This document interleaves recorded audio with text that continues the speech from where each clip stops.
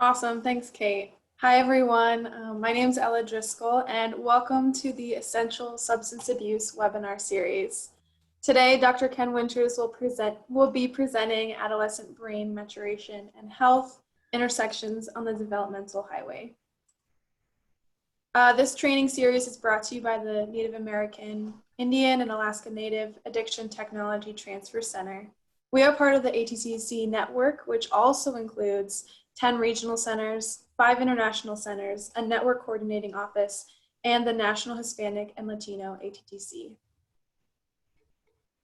In the next couple of days, we will send out a follow-up email to everyone who attended, which will include a link to the recording, the handouts of the slides, and a CEU request form. Our center is a NADAC certified educational provider, and we'd be happy to provide you with CEUs.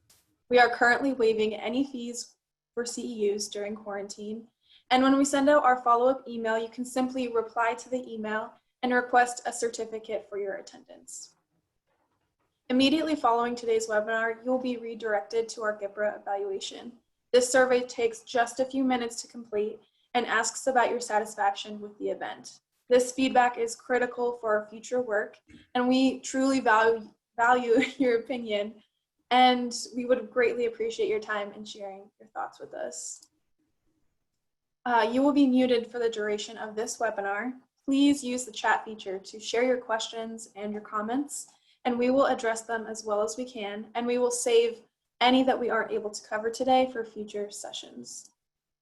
So our speaker today is Dr. Ken Winters, and he is a senior scientist at the Oregon Research Institute, an adjunct faculty with the Department of Psychiatry at the University of Minnesota Medical School. He has published numerous articles based on his research in the prevention and treatment of adolescent drug abuse, and serves on the editorial boards for a number of journals, including Psychology of Addictive Behaviors and the Journal of Child and Adolescent Substance Abuse. So Dr. Winters, thank you so much for being with us today and sharing your expertise on this subject. And we will go ahead and pull up your slides, and I will go ahead and hand things over to you. Thank you, everyone. Thank you much, Ella. Hello, everyone. I appreciate the opportunity to have this time with you. It's a pleasure. I want to thank the Technology Transfer Center for organizing this presentation. My email is on this slide. It'll also be repeated, so feel free, if you don't get a question answered, to send me an email.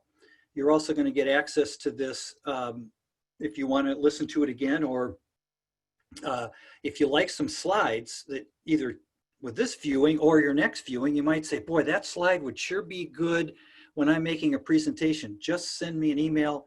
Be more than happy to send you the whole deck or any slides that you think are important.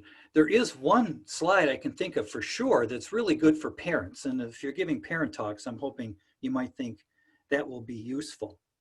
So I am in Minnesota. My role as senior scientist with ORI, which is based, as you might guess, in Oregon, does not mean I have to live in Oregon. So I'm called the Minnesota location of the Oregon Research Institute. Okay. Just some introductory comments and remarks. No professional disclosures to report.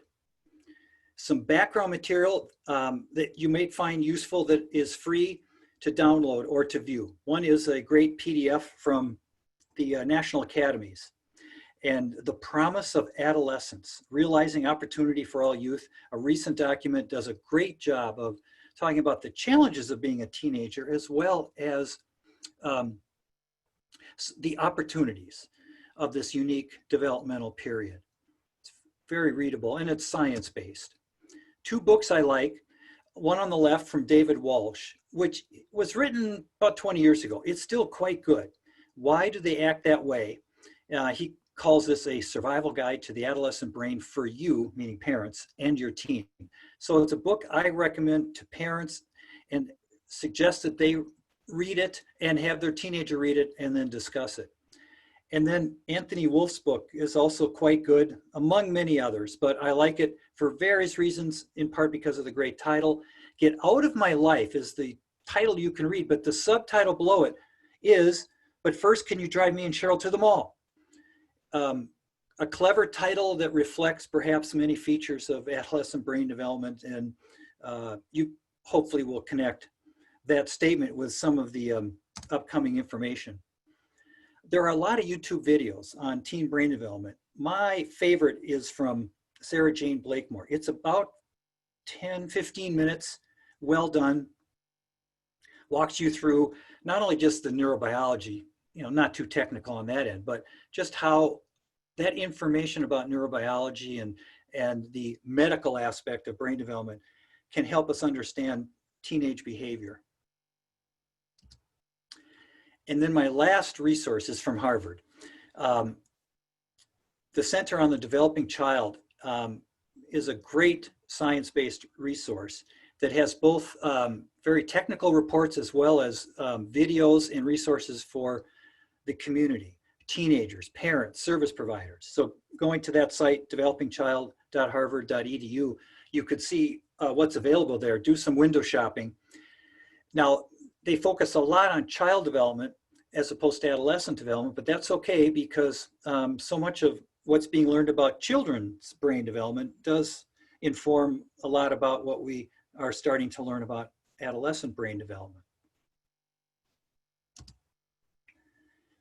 Here is a 3-question quiz that I'm going to pose the questions to you now, and at the end of the talk, we will go over the answers.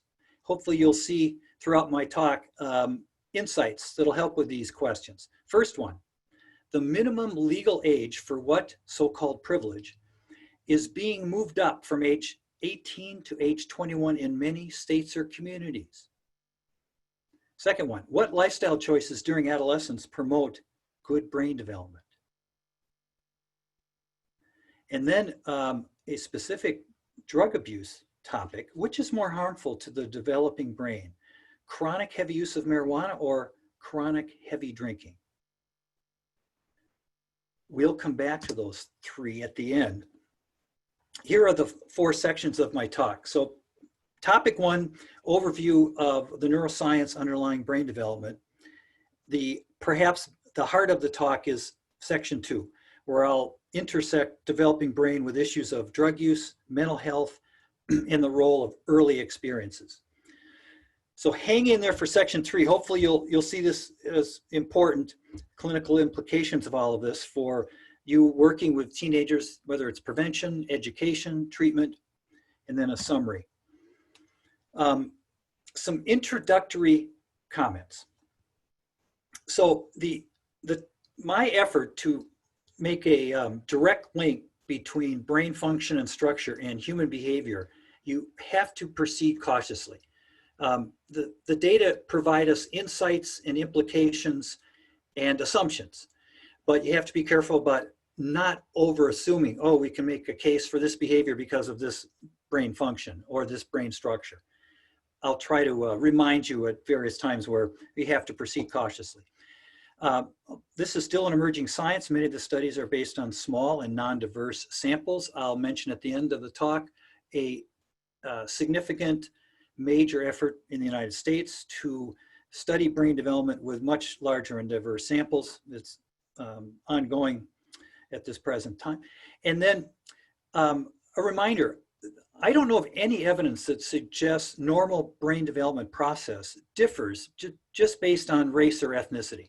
There are, of course, many factors that can impact for individuals how the process will unfold in terms of brain development, but I don't know of anything in literature, and people have looked at it, that says there's huge differences just by virtue of someone's race or ethnicity.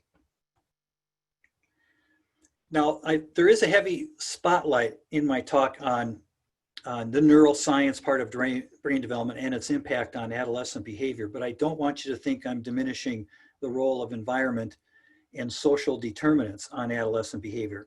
There will be a section where I am going to talk about these determinants because it is more than just genes and, of course, more than just biology.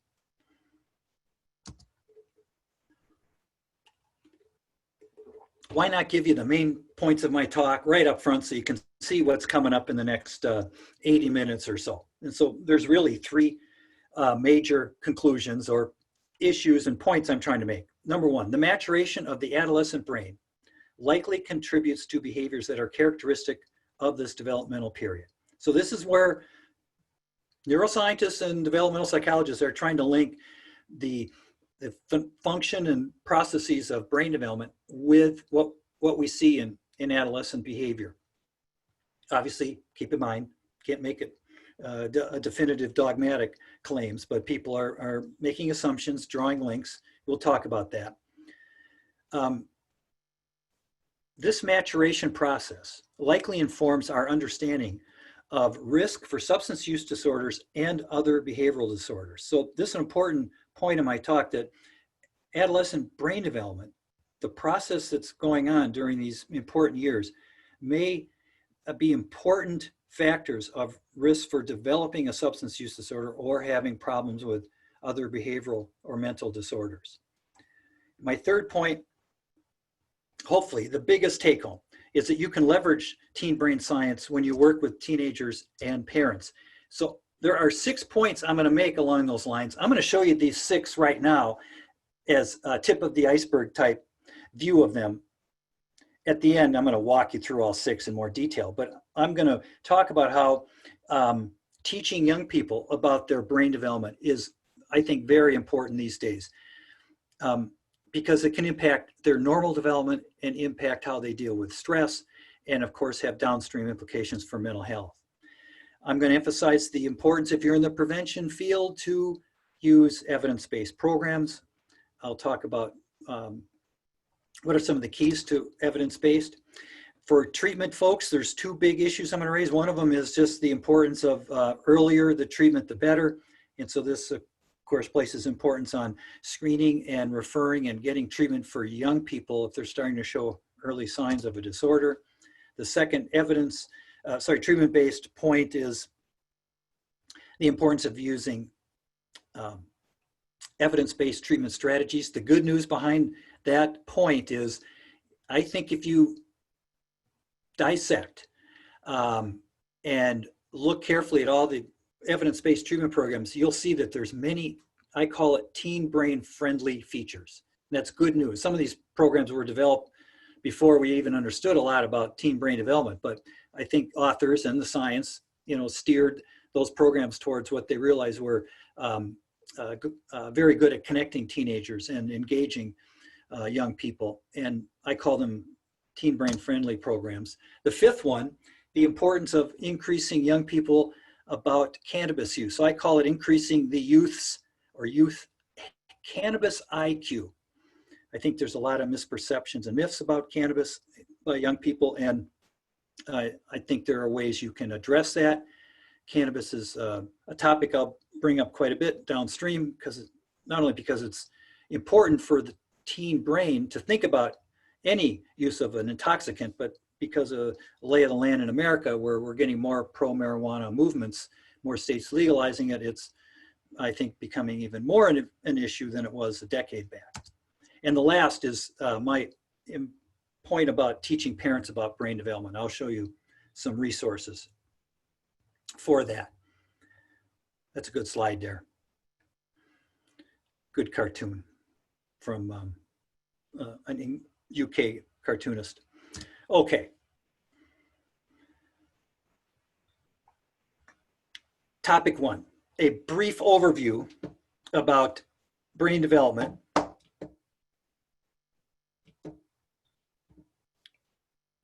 This is I think, a very user-friendly overview of neuroscience. So one thing to keep in mind is I'm not a neuroscientist by training. So that might be bad news, as some of you are thinking, wait, what's this guy? He's going to tell us about neuroscience. He's not an expert. Well, luckily, a lot of people have written about this topic for us non-neuroscientists. So I'm going to be giving you that version. So I think you'll be able to understand this. You might ask a question that I don't have the knowledge about because I'm not an expert in neuroscience, but don't despair, because I know a lot of neuroscientists and can dig up the answer, so we can always reconnect later if that happens.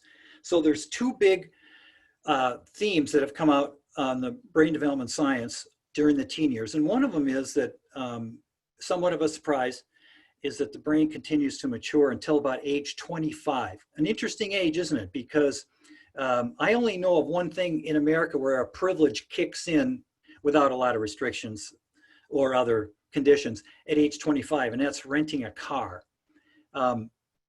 We give young people a lot of rights and privileges well before that. Now, maybe that's not always a bad deal. And I don't think you have to believe, well, before 25, we don't have young people that can think well or act responsibly. No, that's not the case. But it is interesting that a lot of maturation still occurs well past 18, which is, age of majority for most privileges and rights in the United States. And there's still a lot going on until by age 25.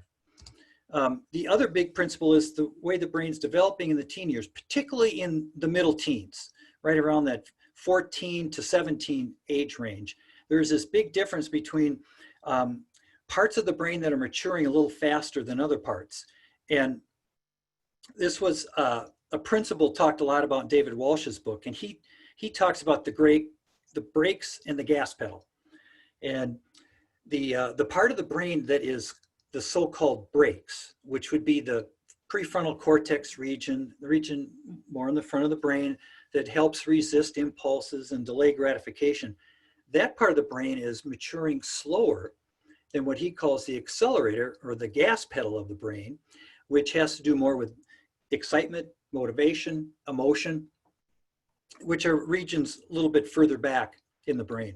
So there's this maturation that's going on up until about age 25, but it's not being distributed evenly across brain regions.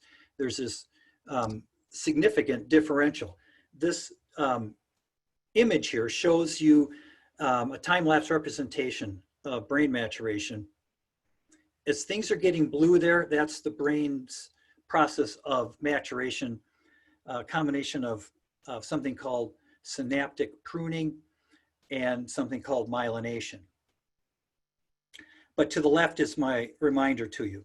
The regions, so-called gas pedal regions, sometimes called the limbic, have more to do with motor coordination, emotion, and motivation. The prefrontal cortex and the frontal regions of the brain have more to do with judgment.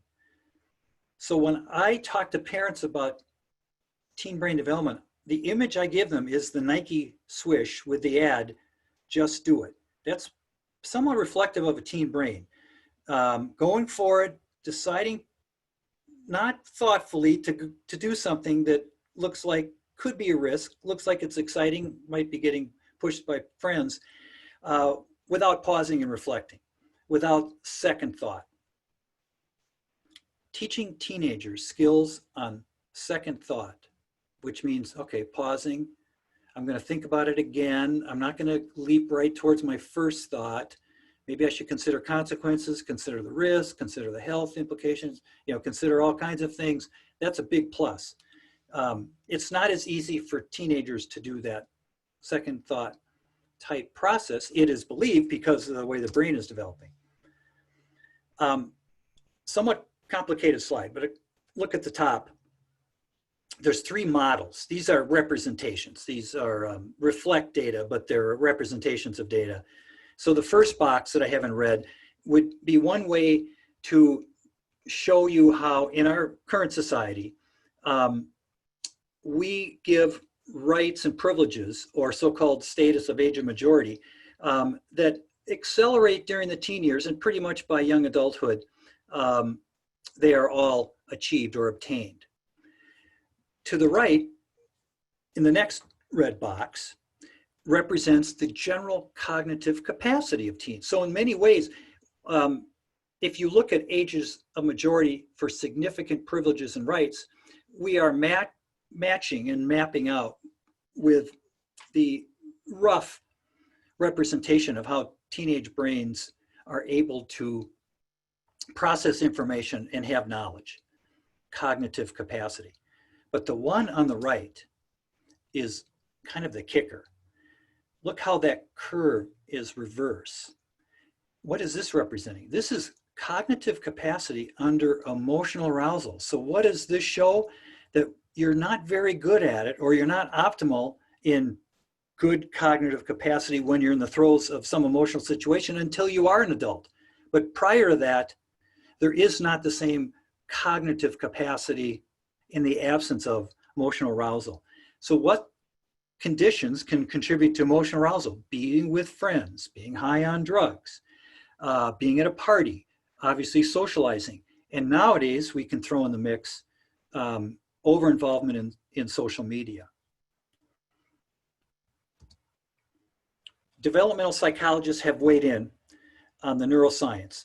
This is an effort by me and my research team years back to summarize it. So we are synthesizing here what it looked like developmental psychologists were saying could be implications of brain development when we think of certain aspects of adolescent behavior. You can see there are 4 related to preference, 2 of them less optimalness, and the last 2 where there's a greater tendency. So preference for a lot of things that are fun for teens, lead to excitement, involve friends, do not involve second thought.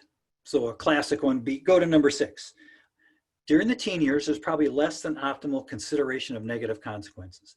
So to consider negative consequence, particularly when you're with friends or you're in a novel situation, there's a lot of excitement, you know, the second thought process isn't as readily going to kick in. So we looked at this list and then did the following. We said, well, which among these might be a contributor to unhealthy or so-called risky behaviors? And we marked most of them, except for the preference for sports and physical activity, which could be, I guess, a contributor. But we thought the others were more spot on with this notion. If you look at all the ones in red, you could see that if you show these features that might tend to steer a teenager toward engaging in behavior that one could think of as unhealthy or risky. At the moment, the teenager might not think that, but it could lead to it. Surely, if you're talking about engaging in delinquency, engaging in drug use, 2 things that, you know, are unhealthy, not social, not following social norms. Many of these on 2 through 8, you could see could play a role. But it isn't all red. There's also a way to look at teen brain development. It's not all about creating issues or creating problems. Some of it is creating opportunities. So we looked at it this way. Which ones look to be significant contributors for healthier personal growth? We didn't label as many. The 4 preferences fit, and then the last one, taking risk, because risk can be also a growth experience. Now, the red and the green that I've shown you surely are debatable, and you might want to color them differently, but my point is adolescent brain development, while surely I'm going to be talking about how it can pose risk for health, it also can be a time of one's life of great opportunity and personal growth, and brain development in many ways can accommodate that. Some more about risk-taking. That was on my list as number 8. You might think back, that got colored twice. I colored it for red and for green. Bit of a sidebar about risk-taking and engaging in self-control. So the experts have studied this in more detail, and their bottom line is that adolescence is not a time of one's life where there's a misperception or a great misperception about risk. The problem is that whether you engage in it or not seems to be too heavily controlled or influenced by contextual or emotional situations, where when we're older, we're not letting those kind of situations get the best of us. Also, keep in mind the issue about significant individual differences with risk-taking. Some of us are low risk takers. We probably were even when our brain was developing, and we might be somewhat risky for our sweet spot of what our risk tolerance was. but we're maybe way at the low end, and we're always at the low end. Some of us might be at the very high end, and during the teen years, maybe that got the best of us. I have always thought it'd be interesting to talk to hedge fund managers on Wall Street, because it's likely they're at the high end of the risk-taking scale, if we think about it as a trait that's normally distributed, which is an assumption, but I'm going to go with that for the time being. And it strikes me they probably were big risk takers as teens, and I'm wondering if they have some interesting stories about how some of their decisions they made during the teen years might have got them in trouble or might have led to a lot of excitement. Perhaps they were a leader of the group because they were out front with taking risk and being attractive to others. This issue of context and risk-taking has been looked at by the auto industry and the insurance companies. Here is an ad from Allstate back in 2007. The ad says, "Why do most 16-year-olds drive like they're missing a part of their brain?" Question. And below that, because they are, is the somewhat facetious answer. You can see the hole in the brain is the shape of a Volkswagen, and that brain is set up for the front being to the right. So they've actually put the hole of the Volkswagen right there in the prefrontal cortex region. So they probably had a neuroscientist help them with this. This was an ad promoting the value of graduated licensing driving regulations. A lot of states have them now. And these are some restrictions at the front end of when you get your license. One more about this whole issue of risk-taking and context. So I mentioned way back, one of the contextual factors might be when you're with your friends, a lot more excitement can occur.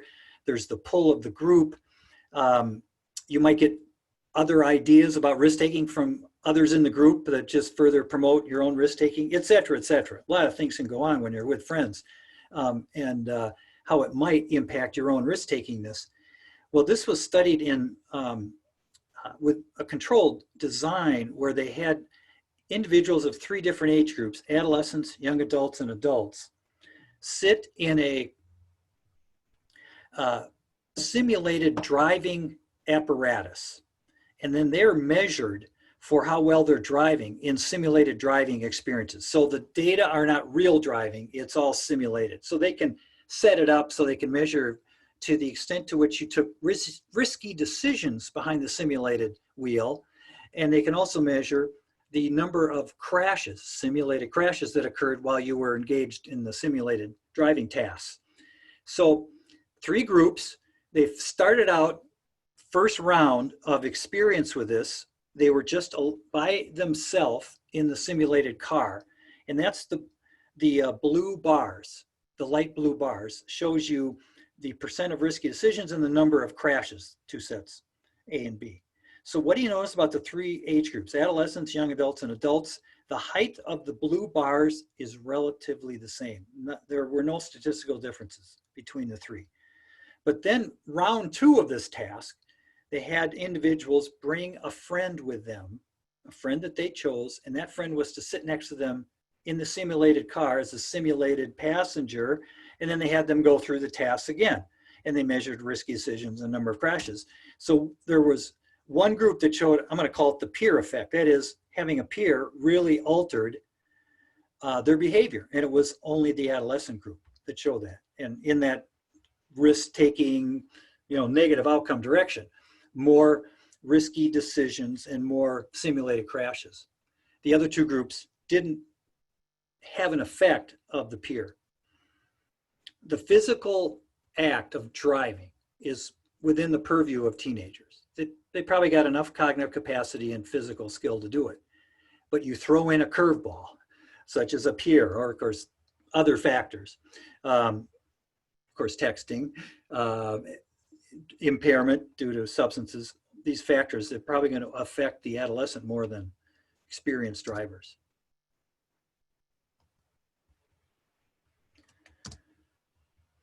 Okay. This is an effort to show you a brief video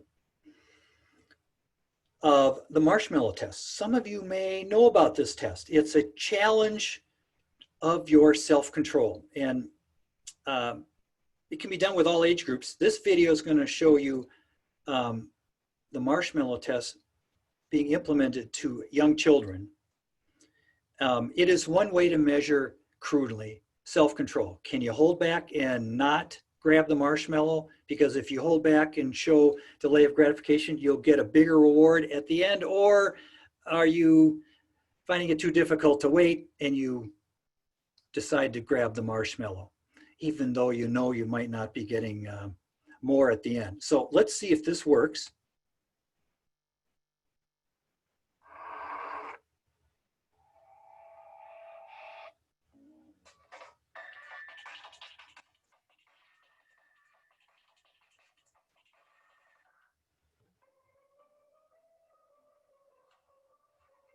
Signature. All right, here's the deal. Marshmallow for you. You can either wait, and I'll give you another one if you wait, or you can eat it now. When I come back, I'll give you another one, so then you'll have two. But stay in here and stay in the chair till I come back, okay? All right.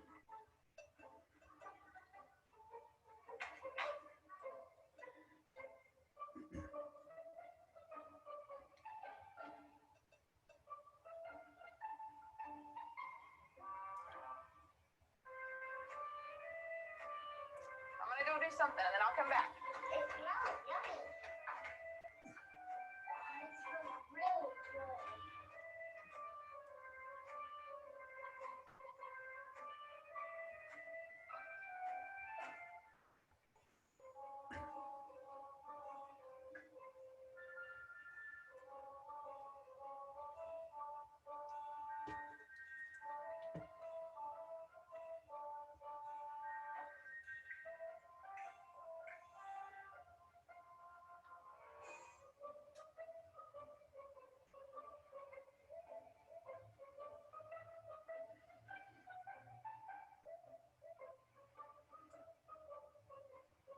All right, so it's up to you. You can have it now, or you can wait.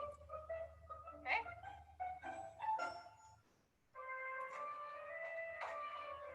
I'll be back. Stay in the chair, okay? Okay.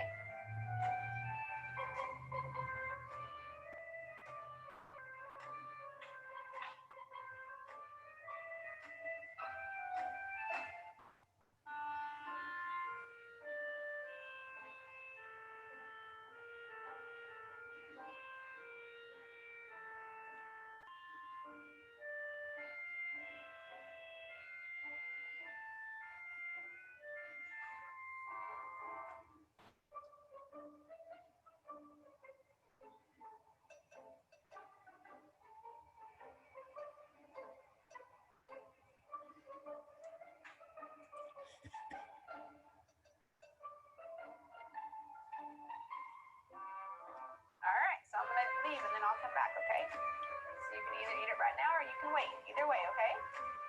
Okay.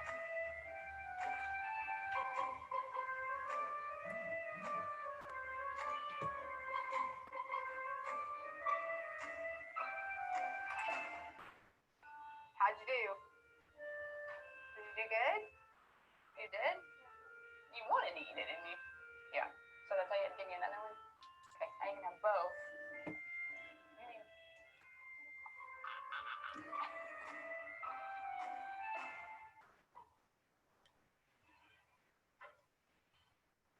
Okay, there you go. You can download that if you ever want to show it to a group. Did you notice the identical twins? It looked like they were handling the challenge in the same way. But there were individual differences there, weren't there? Self-control is something that can be displayed early in life, but it isn't something that's fate. I always remind people that while maybe it's a relatively stable trait in many people, it's something that can be taught, being better at it or perhaps worse at it. Okay, moving on. Next up, drug use, mental health, early experiences. How is the developing brain related to these three aspects? Going to address each of them individually with a little overlap across the way. First, developing brain and drugs is an important topic. It's got a lot of attention in the literature. The big question that's the major ones scientists are asking is, are adolescents more susceptible than adults to drugs? So it's a comparison, because in many ways the human brain and humans are susceptible to drugs universally. Obviously individual differences at play, but we all have, in theory, some susceptibility to the rewarding properties of psychoactive substances. So one way to look at it from in terms of developmentally is the risk or vulnerability to it different in big age groups, adults versus adolescents. So some of the data are human-based, but you can imagine that that's indirect, quite indirect, can't do direct kind of studies that that can be done with laboratory animals. So mice studies have been done comparing adolescent mice to adult mice, and I'll show you that in a minute. But keep in mind, you know, animal models are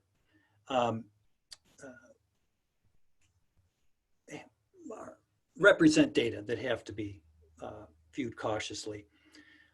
So one significant human data point to look at is epidemiologically, what is the pattern of drug use throughout the typical lifespan in modern times in the US?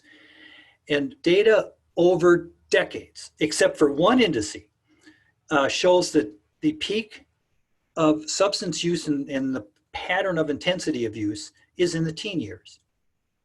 Usually escalates for some in the early teens, but starts to escalate throughout the middle and high school years. And for most of it, it peaks in that young adult college years. And interestingly, the drop off is right around 25. That could have developmental implications.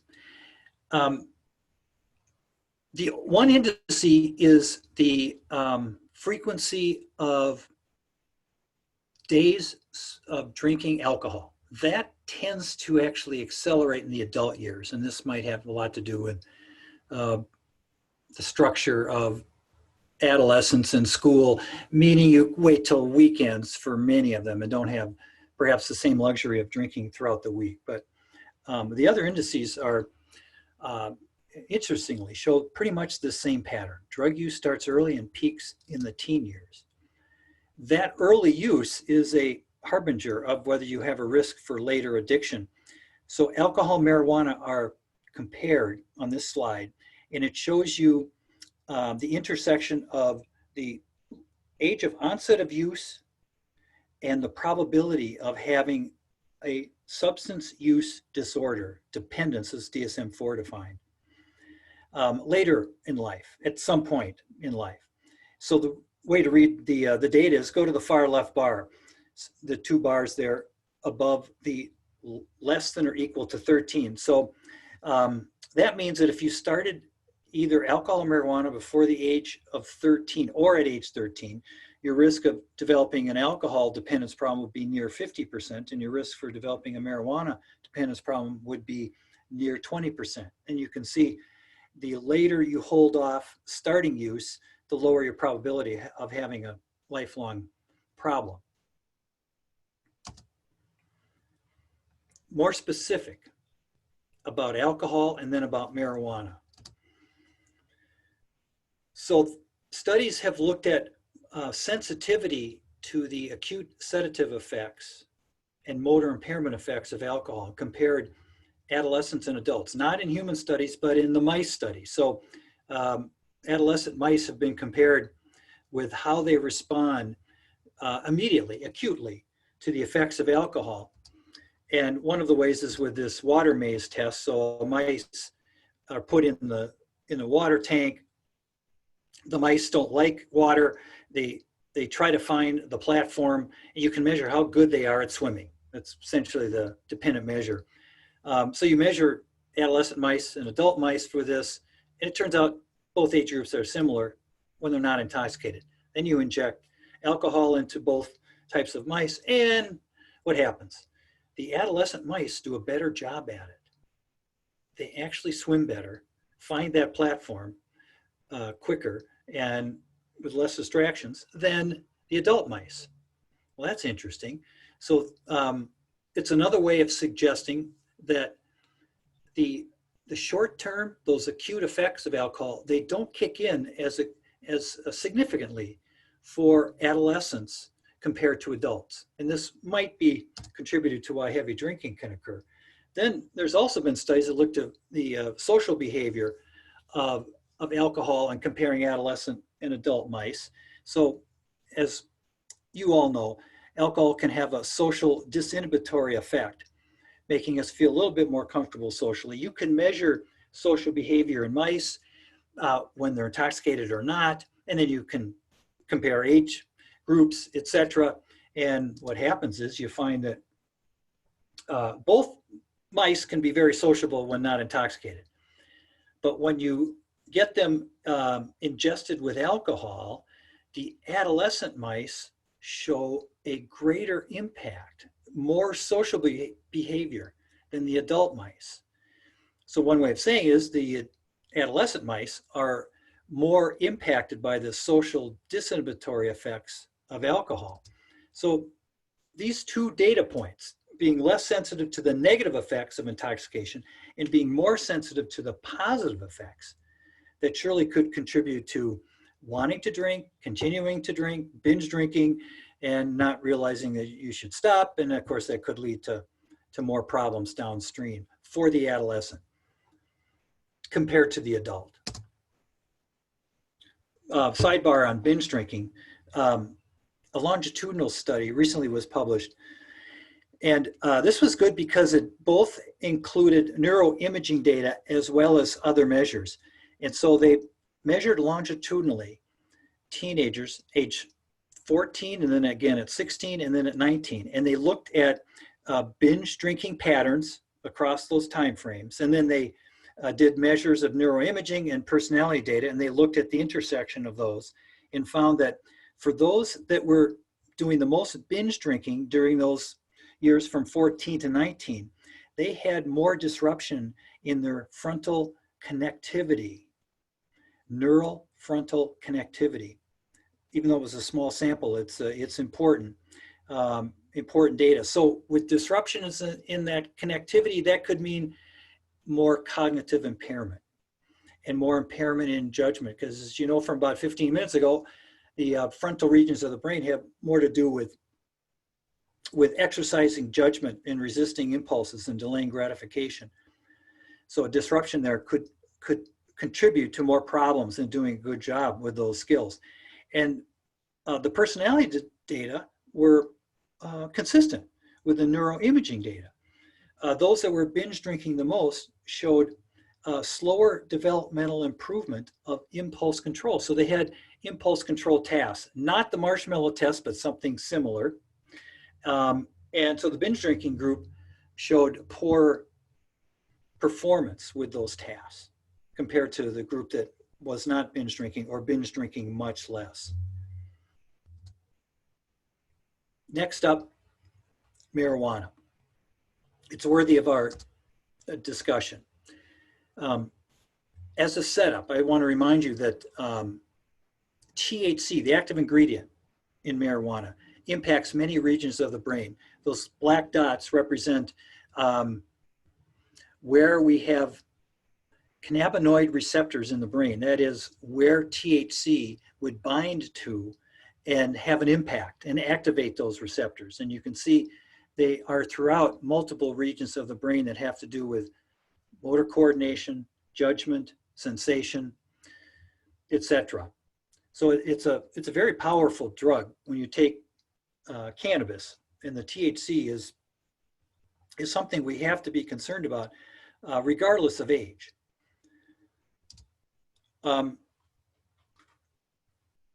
How much does chronic marijuana use impact health? A review of the literature back in 2014 is summarized here. There are 8 health data points that the authors reviewed. And they gave confidence level either low, medium, or high based on the extent to which the data indicated or suggested that heavy marijuana use would contribute to this given health problem. So low confidence for lung cancer, but medium confidence for altered brain development, important for our discussion, progression to the use of other drugs, increased risk of schizophrenia, depression, and anxiety, although predisposition is an important moderating factor. And then high confidence for addiction, motor vehicle accidents, diminished life achievement, and symptoms of chronic bronchitis. You can imagine the last one, as well as the first one, have to do with if you're smoking marijuana. Nowadays, of course, you can get delivery with oils and dabs that reduce the amount of smoke.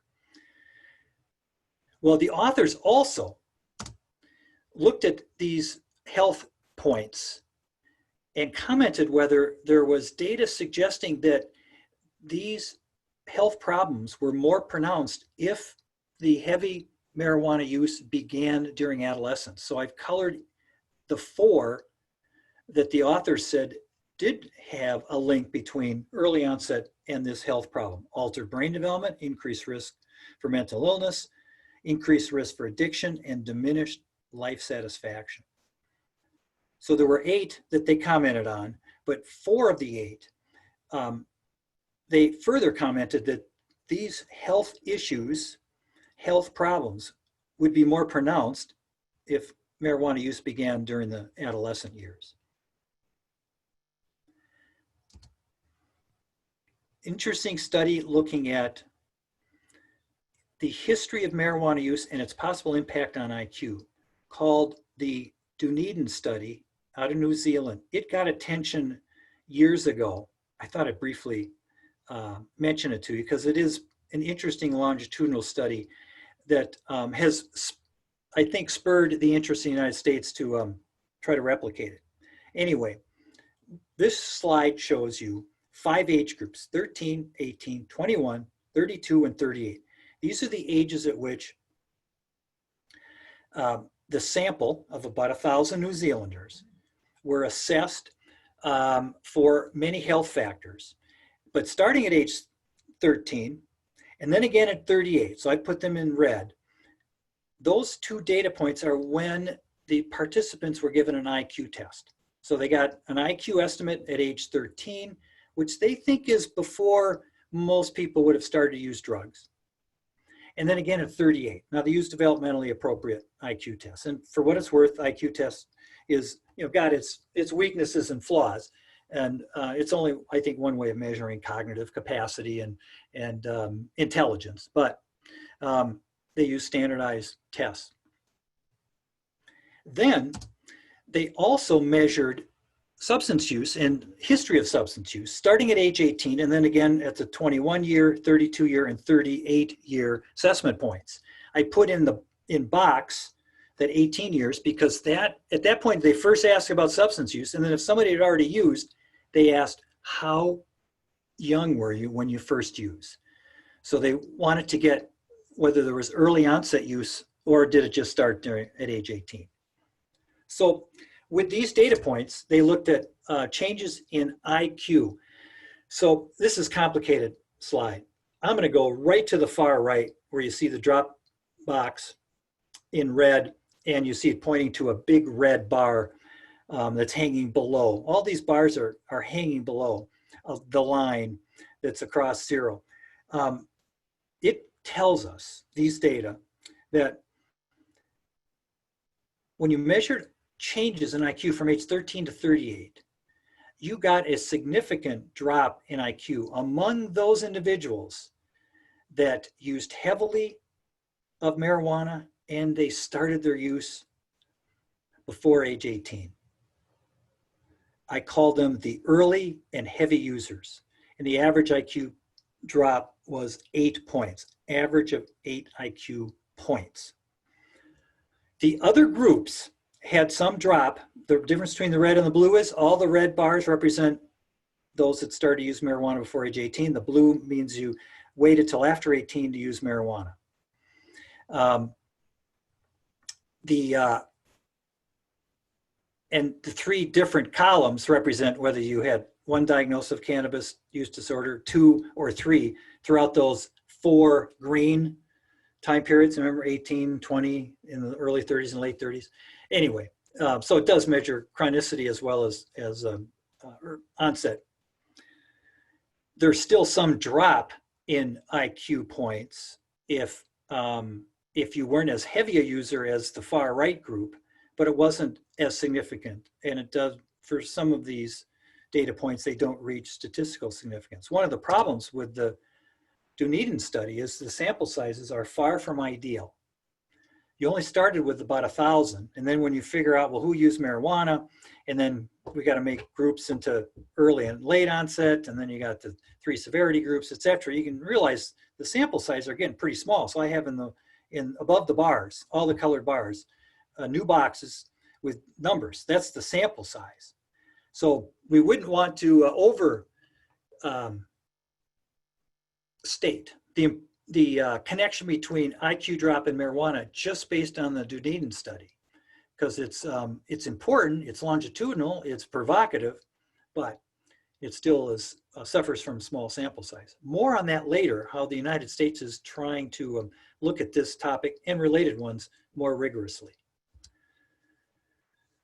So I walked you through some data points of where I think research has tried to address the question, are adolescents more susceptible than adults? I think there is suggestions that the answer is yes. Plenty of science still needed to further answer this very complex question. But why might there be increased vulnerability? The experts have weighed in of what could be at play here. One of them can be just the normal phenomenon of adolescence, perhaps partially mediated by the way the adolescent brain develops, may contribute to curiosity to use drugs and continuing to use even after you start. And so I've highlighted those 7 out of 8 in red that, remember, were highlighted way back when I said these could be contributors to unhealthy behaviors, reminding you that these aspects of normal adolescent development might pose a risk to start to use and to continue to use. Then there's the issue of the way most drugs impact the brain can be a process that occurs with more vulnerability in the adolescent brain than the adult brain. So many of you know about the dopamine theory of addiction. Drugs of abuse excite our neurotransmitters. All of them excite the dopamine transmitter system. And release of dopamine increases brain reward and increases subjective feelings of pleasure. Well, one concern is that the adolescent dopamine system is very sensitive to the pleasurable effects of drugs, that the dopamine system overreacts to the introduction of drugs more so than the adult brain. It's a bit like saying there's more wow effect when a teenage brain experiences a certain dosage of a drug than when an adult brain, for the first time, experiences the same dosage of a drug. So if it's true that this adolescent dopamine system, often called more robust, is at play here, that might mean the adolescent is more sensitive to the initial rewarding effects of drugs, which surely could increase their motivation to continue to use and might further frustrate our efforts to get the young person to reduce their use. The third point is the concern that early drug use may structurally change the brain and thus change neurotransmitter processes that prime that brain to be more sensitive to the drug throughout life. With mice, this was looked at with respect to nicotine. The 2 bars represent the number of self-administrations of adult mice to nicotine as a function of whether they were exposed to nicotine as an adolescent or not. So the adult bar means that those mice received nicotine first when they were an adolescent, and then re-exposed to nicotine later, and their self-administration was an index of 10, where the bar to the right, which is 4.5, those were mice that didn't get any nicotine exposure as an adolescent.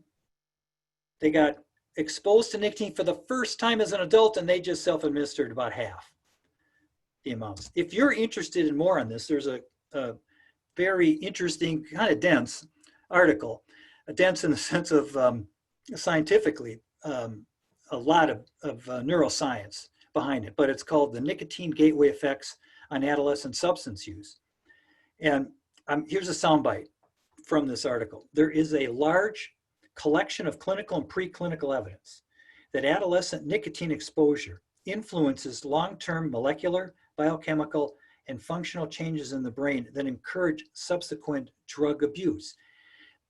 I'm bringing to light this quote because it, not only suggests early use of a drug, nicotine, influences the brain and brain development, but these authors suggest that it does more than just increase risk for future nicotine use, but it might increase risk for other chemical use.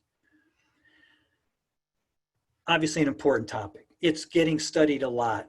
I think for about the fourth time, I'm going to remind you, there'll be a discussion about a large national study that will provide some opportunity to expand our insights about this kind of phenomenon. How much is there a biological priming or gateway effect of early exposure that unfortunately alters risk downstream? Okay. Let me get to the second big intersection topic, brain development and behavioral disorders. This is important to talk about because, as many of you know,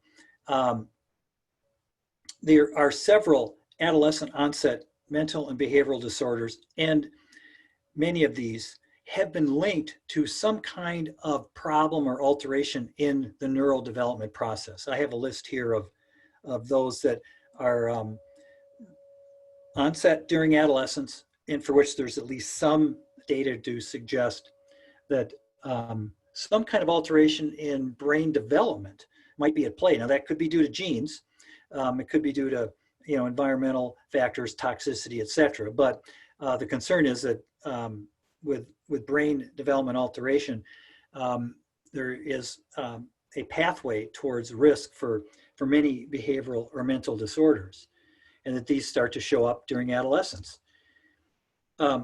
Harvard's Developing Child website had a recent report and just reminded us all of the percent of children that suffer from a behavioral disorder. They have two colored bars here. You can see there's the light blue, which is the very young age group, age 2 to 5, and then a much broader group in lighter blue, age is 8 to 17. And they've broken this down into 6 categories. Some are specific: anxiety, ADHD, and depression, and disruptive behavior disorders, probably CD and ODD, conduct disorder and oppositional defiant disorder. The top 2 are a little bit broader, but you can see if you just go with any diagnosis, and this means that it met a DSM-based diagnosis, you can see the percents, a little over 15% in the very young age group, and over 25% in our preteens and teen group. It's worth talking about the intersection of marijuana and behavioral disorders. Interesting slide that came out way back in early 2000. It got a lot of attention. It is flawed for one big reason, but it got people realizing maybe we need to study a little bit more rigorously the potential that early marijuana use is a risk for psychosis.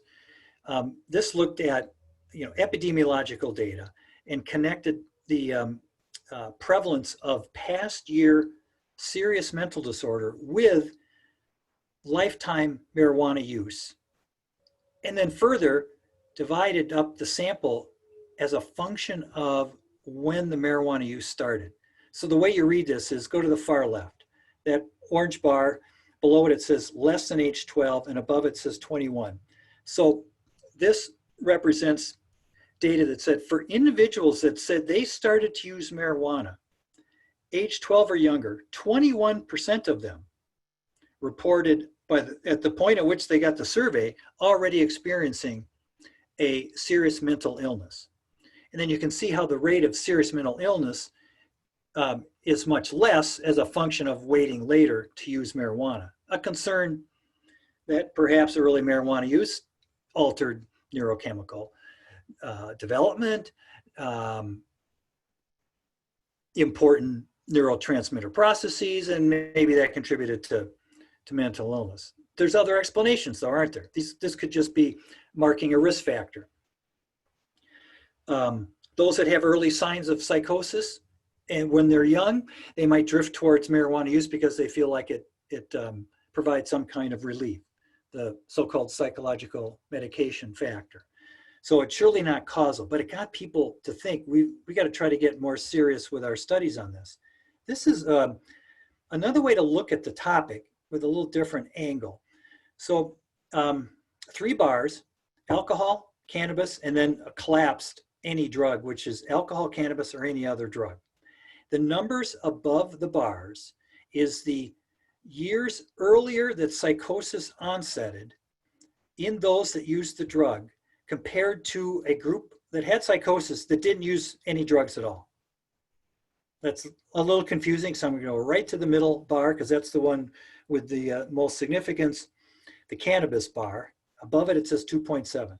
So that data point represents, first of all, group of individuals that all of them have psychosis. And then they were asked about their prior drug use. For those that said they used cannabis early in life, and then they were further analyzed to determine when did they have the first onset of their psychosis, the first sign of symptoms. If you compared the group that used cannabis versus the group that didn't use any drug, there was about a 3-year earlier onset difference in the cannabis using group compared to those that eventually got psychosis, but they had it on average 3 years later. So why is that important? Well, the earlier onset of a disorder, it's likely you're going to have more severe symptoms when you have an episode. It's likely you're going to have more episodes throughout your life. It's more likely that you're going to respond less to treatment. And it also meant you had 3 years earlier the first episode and suffered 3 more years than a person who onsetted later. So alcohol did not impact age of onset. Interesting. Cannabis was the culprit, not alcohol. I'm going to remind you of that literature review in 2014. Remember, it had 8, and I colored 4 of them green because the authors thought there was a link between early onset of marijuana use and the particular ailment or disorder. And I'm just reminding you, one of them was increased risk of chronic psychosis, including schizophrenia and depression. But make sure you do realize it's likely there's a predisposition. It's not causing it without a predisposition, but it surely altering the disorder. Another way to look at this is, what does the full literature say if we get more current? So Christine Miller looked at the literature, published it in 2018, and she thought there was enough data to comment on the link between marijuana and the following disorders: schizophrenia, bipolar, anxiety, depressive disorders, and risk for suicide. She called that so relevant that she gave it a separate attention. So what I did is read her chapter and tried to summarize the extent to which she thought the evidence was strong when the studies were just cross-sectional, and that would be weaker data, but there is also longitudinal data, and I kind of decided to comment on the strength to which she said the longitudinal data showed an association. So when there's a double plus in the box, that meant that Miller concluded that there was very or significantly strong evidence linking marijuana use and the mental health condition If there's a 1 plus, she said there was a moderate amount of evidence. If there's nothing in the box, she said there was either contrary evidence or no studies. So schizophrenia gets the most attention. It is the one that where the data are the strongest for both at this cross-sectional and longitudinal level. Bipolar, anxiety, depressive, and risk for suicide show support at the cross-sectional level, and anxiety and depression gets some support with the longitudinal data as well. Why do I have boxes around the 3? Schizophrenia, bipolar, and risk? This is where she also weighed in on where the data allowed her to. To what extent does the link show a difference based on early onset, adolescent onset of the use of marijuana and these 3 disorders? She said there was a strong link. That is, early use further strengthened the link between marijuana and mental health for schizophrenia, bipolar, and risk for suicide. 2 sidebars on this topic. There's a recent Lancet article by Black and colleagues that looked at the issue of, is marijuana medicine? Some people are trying to promote it as medicine for mental disorders. Many medical marijuana states include mental disorders in the group of eligible ailments. I've got 4 bullets here. The bottom line is, the first bullet I think is the best summary. There is scarce evidence to suggest that cannabinoids, the elements in the marijuana plant, improve depressive disorders and symptoms, anxiety disorders, attention deficit hyperactivity disorder, Tourette syndrome, post-traumatic stress disorder, or psychosis. So all of those I just listed, the authors say there's scarce evidence. There might be some evidence that pharmaceutical or low-grade THC might help some people who have a medical condition, serious medical condition, and co-occurring anxiety. But that's not the same as saying, let's put the high-potent THC available in our medical marijuana dispensaries to treat anxiety disorders. That's far from that. And the authors really caution states from going too far with medicalizing marijuana for mental conditions. Interesting sidebar here is CBD medicine for schizophrenia. What is CBD? That is cannabidiol, which is one of the compounds in the marijuana plant. As many of you may know, CBD is not an intoxicant.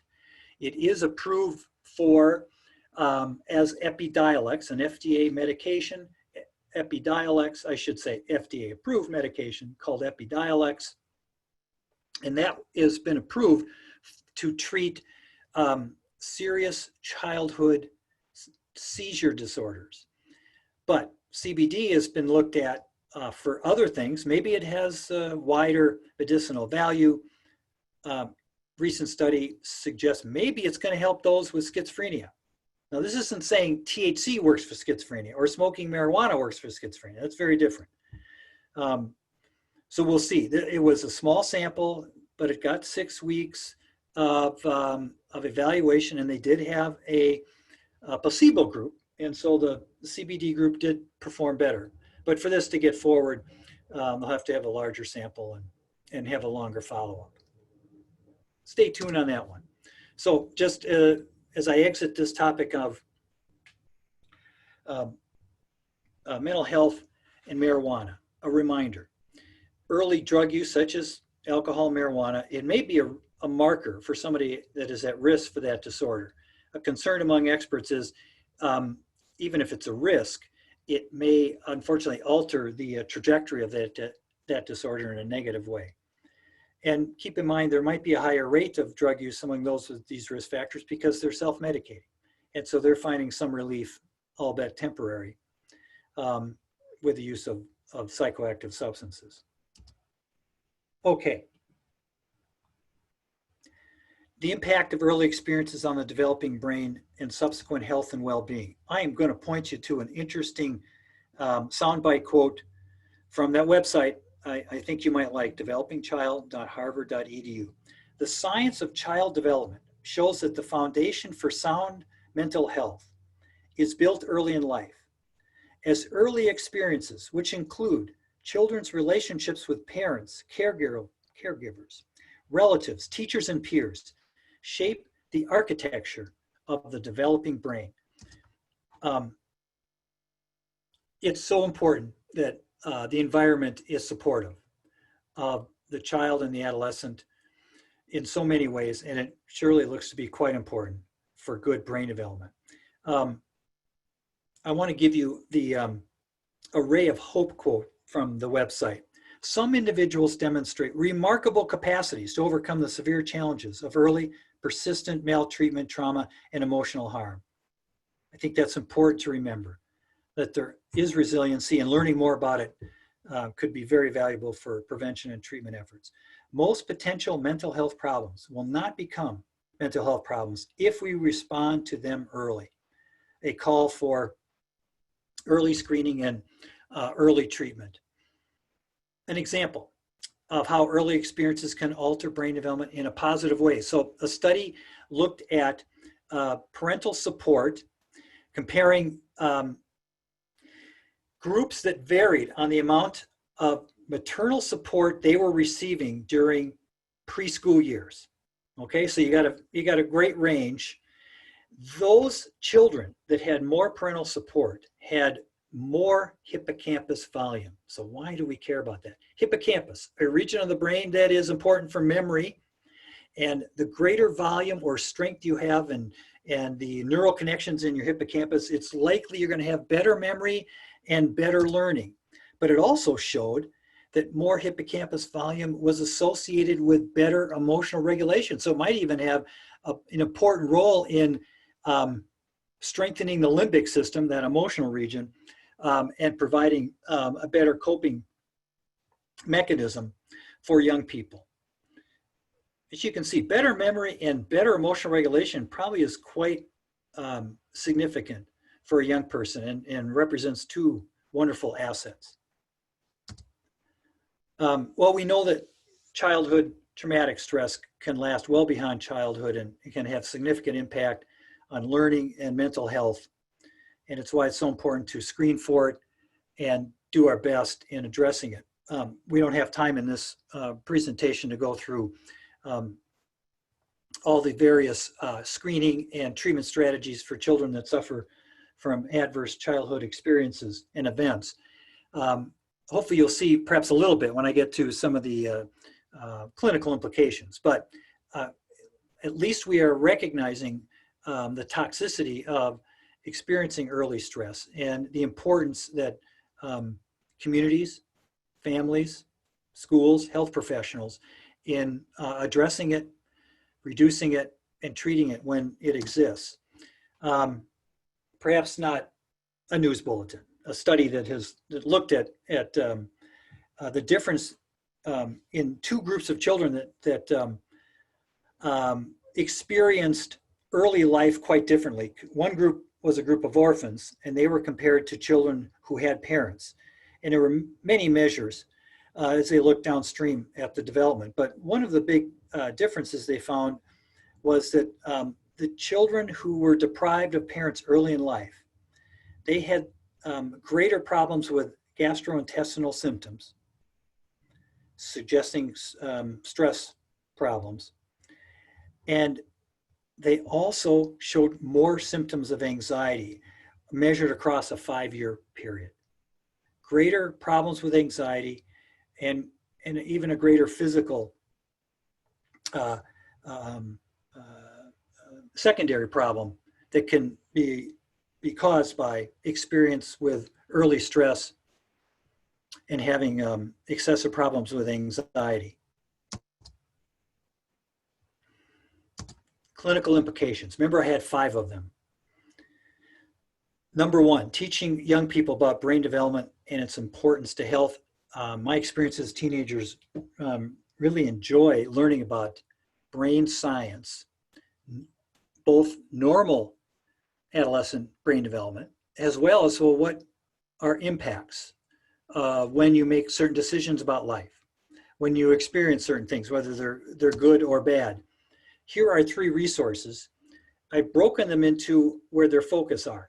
So the one at NIDA is the drug abuse focused resource. That is, the role of drug abuse and drug exposure on how it negatively alters brain development. The mental health one there is from Harvard, and that provides a lot of good insights about how it's so important to advance and promote healthy development with appropriate experiences, early screening and treatment, and how that is significant for good brain development. And then there's a general one about adolescent health at this website that links many facets about healthy behaviors and how that's so significant in promoting good brain development. But these are all, when I looked at them, seem to me to be very teen friendly. So that they could be something you print out, give to teens and have for discussion. They could be something that you use in a talk with teenagers. It could be a homework assignment for teens, that kind of thing. I wanted to emphasize the importance of using evidence-based prevention. I'm hoping you all appreciate the value of prevention.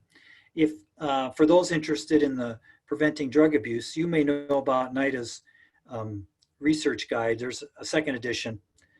It provides a summary of 16 principles of effective prevention. These principles are detailed, evidence-based. The bottom line, I think, of all the principles is you want to do your best at decreasing risk and increasing assets. If you're interested in finding a list of evidence-based programs, I've not only included the NIDA document here, but I included a second resource. If you just Google Cochrane and then interventions for preventing risk behaviors, you'll be able to download that document. But both of them provide a list of what appear to be evidence-based programs. As I mentioned earlier, I think they are teen brain friendly, even though they didn't necessarily have teen brain science as a base for their development. But the good ones know how to engage young people. They know how to be developmentally adjusted. They know how to have both adolescent or children components as well as parent components. These are key features of good programs, prevention programs. Some treatment-related principles. One of them is, as I mentioned, the earlier the treatment, the better. This would be the case for the whole range of emotional disturbances and problems that young people experience. The chart to the right is just based on showing the earlier someone gets treatment for drug abuse, the more likely they are to quickly get abstinence. So the blue line represents those that if you got treatment within the first 9 years of the first time you got a symptom of substance use disorder, you're more likely to get at least 1 year of abstinence much sooner than if you waited 20 years before you had your first symptom to get treatment. Your pathway to recovery is a lot slower. Perhaps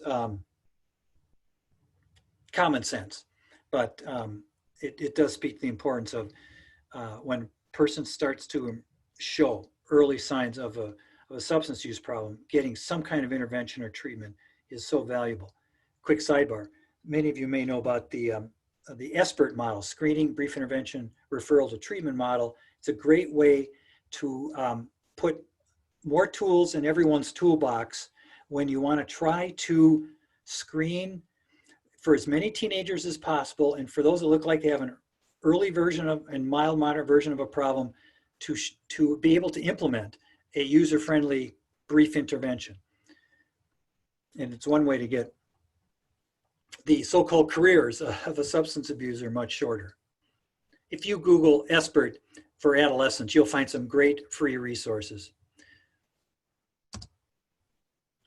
And my other treatment principle is similar to the prevention one, encouraging you to use evidence-based programs. The studies that have compared evidence-based to non-evidence-based are somewhat daunting. If you use a treatment approach or model that doesn't have any evidence-based components to it, it's likely you're not doing much better than if somebody didn't get treatment at all. It's a bit discouraging, isn't it? If you don't use at least some elements of an evidence-based model or program, not necessarily the whole program, but at least some components or elements, if you don't, you're likely not doing much better than no treatment at all. So what are the elements that are viewed to be the best? NIDA's document that's a free download, Principles of Adolescent Substance Use Disorder Treatment, a research-based guide. It highlights the keys. There's several of them. I think there's 14 keys. I've summarized on the left there what I think are the core principles: using motivational interviewing techniques, making sure that many of your strategies are organized around cognitive behavioral therapy, and trying your best to include the whole family. That can't be done in all instances, but to the extent you can optimize family involvement, you probably improve treatment. One reason I like CBT, cognitive behavior therapy, and motivational interviewing is I think they're helpful when you're trying to teach young people the skills of self-regulation, teaching them better delaying gratification, helping them with the stronger brakes, because that gas pedal might be exerting too much influence. I've just listed here 5 ways in which teenagers can do a better job of improving their decision making. But the good treatment programs that use CBT and MI, I think they whether directly or indirectly, are helping teenagers do a better job with decision making. So I got 2 more to go, and then I'll summarize. The 5th nugget I want to encourage you is to think about how you can work with teenagers on improving, I call it cannabis IQ.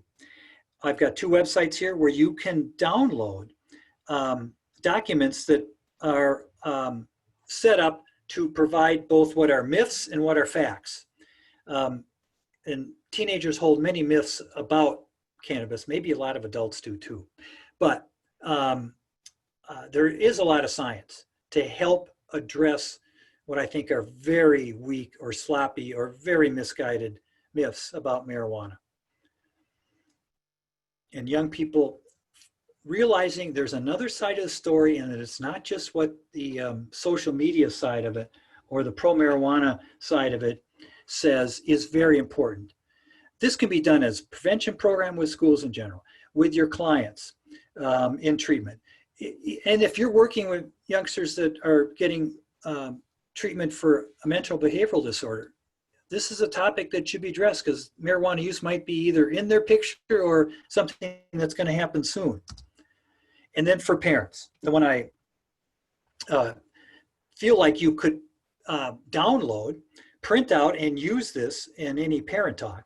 It's something we came up with in our research shop, encouraging parents to be taught about brain development. And we took the word parent and used each letter of parent to represent a principle that we think could be the basis for teaching parents about teenage brain development, about being a good role model, and improving their overall parenting practices. So I won't go through each of the 6. You'll see that some of them are more generic and some of them have a lot to do with brain development. But we use it as a group exercise. So we have parents break off first into small groups, and each group takes maybe 2 letters. So you might have a range, but every letters or sets of letters will get addressed. And then you ask the small group to spend a few minutes coming up with ways that a parent or family life can advance the principle that's being expressed by that given letter. So P, promote activities that capitalize on the strengths of the developing brain. So you get parents to brainstorm and talk, all right, what can we do? What can I do? What can the family do to help actually capitalize on what's good about teenage brain development, and it's teen brain friendly, and that'll be captivating to the teenager and maybe make the teen brain stronger. And then you get people to come back in large group and they share their ideas, and you get a lot of good discussion. Here's 2 parent resources. One of them is specific for Native youth. I like this one. It's authored by SAMHSA, but if you go to that website, you'll see that there's a range of resources that are parent-based. And then this is the one from NIDA. National Institute on Drug Abuse has a lot for parents and teenagers. Now this says NIDA for teens, but you click there, you'll see there's a whole set of resources for parents as well. So briefly, I'll summarize. Hopefully you've appreciated the fact that adolescence is an extended period of, that takes one from childhood into adulthood. And it's not just the standard teen years, it really might extend into the young adult years. But normal adolescence is characterized by several features. I've listed 6 of them here. A lot of these look like they'd frustrate parents, adults, school teachers, therapists, but they're normal. These are things that are part of normal adolescence, and to greater or lesser degree, teenagers will outgrow them. One way to think about brain development is that the reward incentives in the teenager's mind, in their perception, is greater than any perception they have of negative consequences. So I've got the Nike image there for you as a reminder. That's the old gas pedal, stronger than the brakes. And then I showed several lines of evidence suggesting that adolescence is a period of vulnerability to the effects of drugs, and a period linked to the onset of some mental disorders. And hopefully you've appreciated that employing teen-friendly practices and resources can help you in prevention, in treatment, and when working with parents. Here's my last. And if people can hang around, I'll be more than happy to answer questions. I know I'm right up against the clock.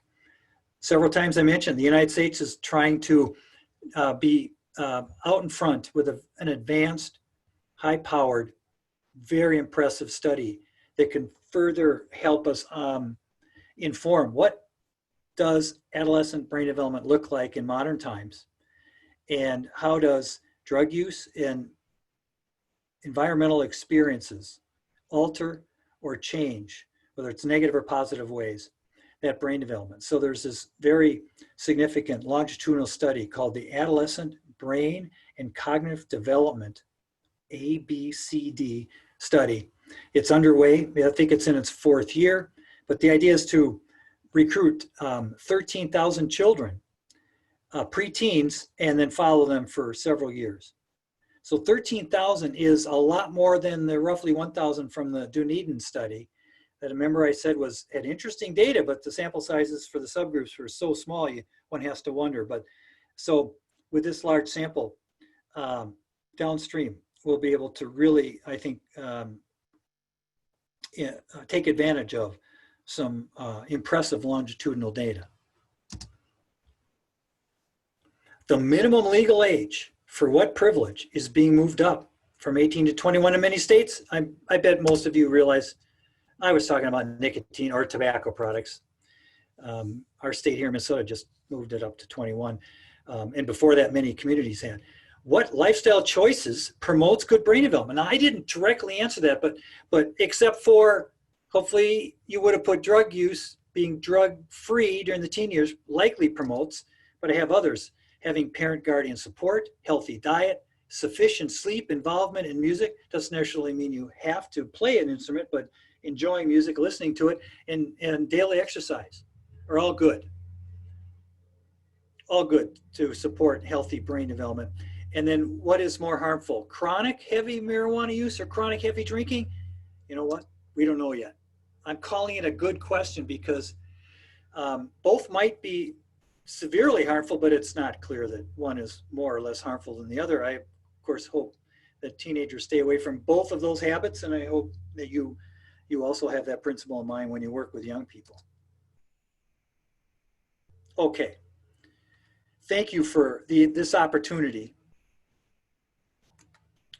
And I don't know if there's still people that want to chime in and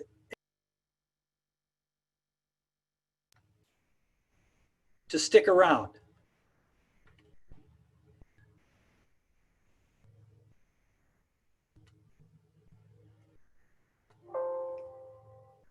Yeah, it looks like I have a bunch of questions that have already been submitted. I think, yeah, between Ella and me, I don't know, do you have something that you want to read? Got to unmute.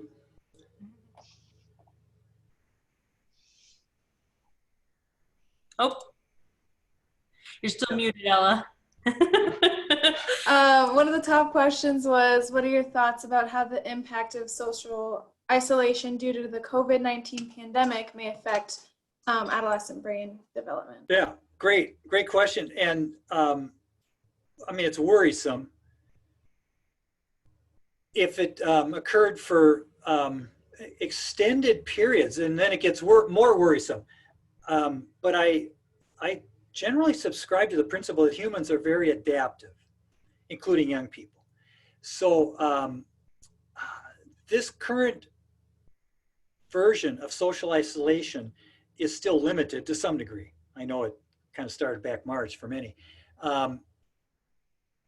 So I'm hopeful that we don't overforce the restrictions, because social life's important for teenagers.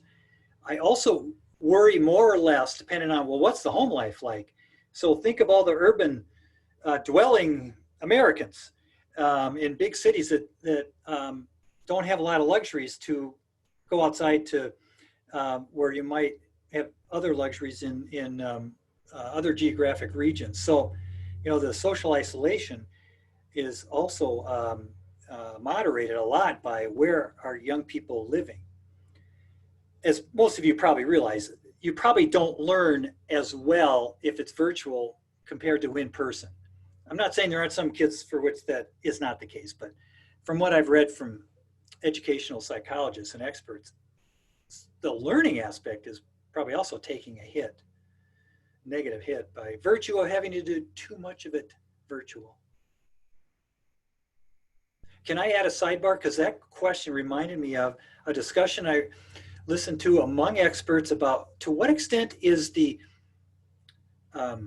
more recent trend of the way we raise young people nowadays compared to 100 years ago have on brain development. And the big concept was decades back, young people spent more of their youth with adults or older peers. And nowadays, young people are spending more of their time with same age peers. And that's a big difference that spans, you know, decades, generations.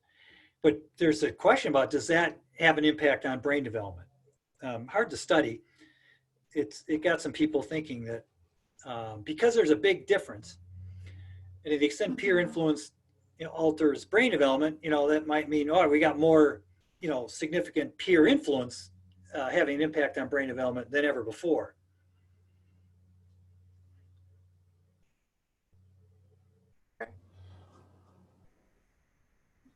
Kate, did you find another question? Let's see.